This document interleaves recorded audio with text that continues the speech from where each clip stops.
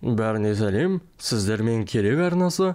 Денсаулыққа пайдалы дуэтті білесіз бе? Бұл өнімдер жеке өздерде өте пайдалы, ал дұрыс таңдалған жұбымен оның пайдасы одан ары арта түспек.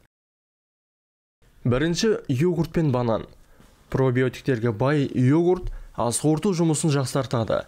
Дегенмен ішек жолдар қызметін арттыру үшін пребиотиктер де қажет.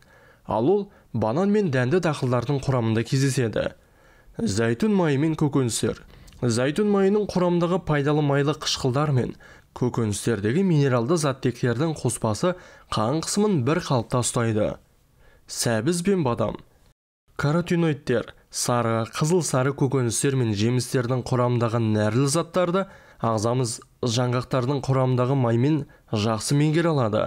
Қызанақ пен үрме бұршақ.